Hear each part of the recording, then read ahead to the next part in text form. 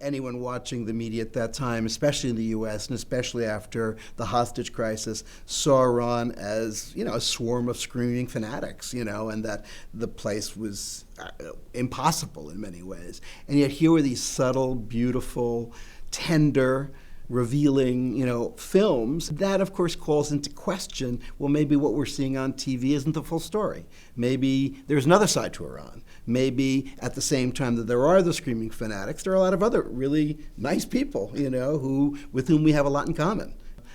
I always use a little example. Years ago, unfortunately, the situation hasn't totally gone away, when the U.S. was having some crisis moment with Iran, and they were talking about the possibility of bombing Iran because of, the nuclear issue or things like that.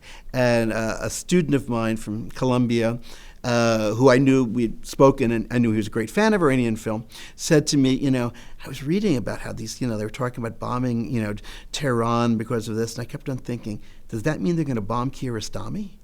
And, and I remember really being very moved by that and feeling, there's something silly about it, but it's also wonderful because now this young American has a connection to an Iranian.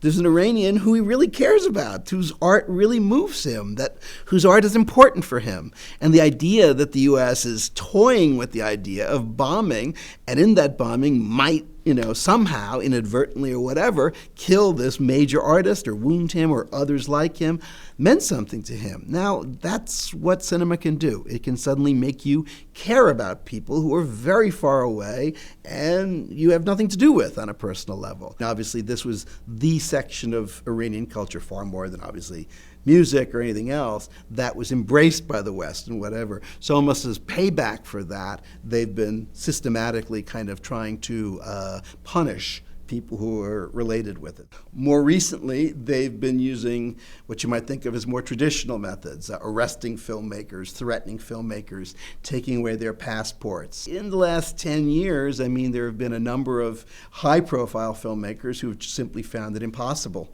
to continue working in Iran. Certainly, Makhmalbaf is maybe the most famous case of someone who simply refused to keep working in Iran and has been making films in India and Turkey and other places. Gobadi now, of course, is outside of Iran and certainly won't be going back, I think, in any time in the near future.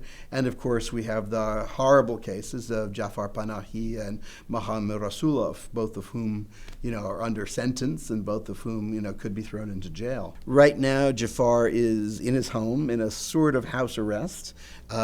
Isn't able to go out and whatever, and is literally waiting for a knock on his door, for, I guess, the day that they decide to arrest him and throw him in jail. That's obviously very, very effective, because it scares everybody, in terms of thinking that these people have this kind of power over us. Even my good friend Katayun from Scheherazade Media, a great, film agent and film distributor, even she, who simply sells films abroad, was for a while in jail. So these obviously have been used as examples to scare a lot of other filmmakers.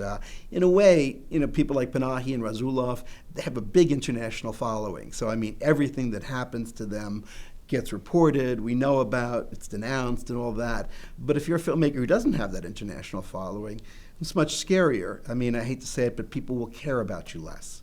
People care a lot about Jafar because he's made great films, he's won festivals, he's traveled all over the world, so he has a great following. If you're a filmmaker starting out and you see, boy, if they do that to Panahi, what would they do to me? That I think has a real chilling effect on people wanting to make films that in any way might be controversial. It's an easy symbol that we're doing something to really stop the decadence, but, it's obviously taking time and attention away from what I think the real problems are. These are desperate acts of a regime that's clearly losing power. The only way it keeps in power is it beats people over the head. Now, if that's how you're going to keep power, you're not going to keep power very long. There's no regime in history that's been able to maintain itself simply through force. So it's just a matter of time.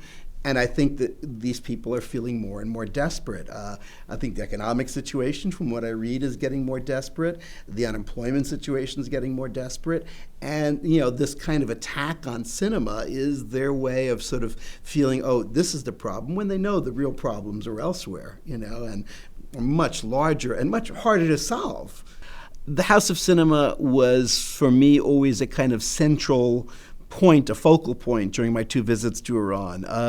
Aside from being welcomed there for meals or for meetings with friends and whatever, it was clearly a place where ideas were exchanged, where information was exchanged, where debate and just a sharing of knowledge, I think, was very much part of what went on there. And it's a very sad sign to see such an institution close down. At least in my experience, it was an institution that was about interaction, was about encounter, was about exchange.